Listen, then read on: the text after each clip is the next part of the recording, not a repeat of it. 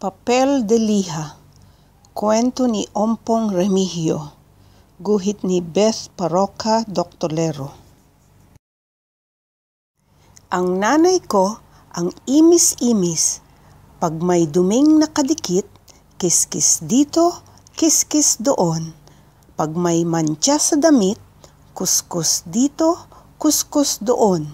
Pag may sebo sa kawali, kaskas dito, kaskas doon.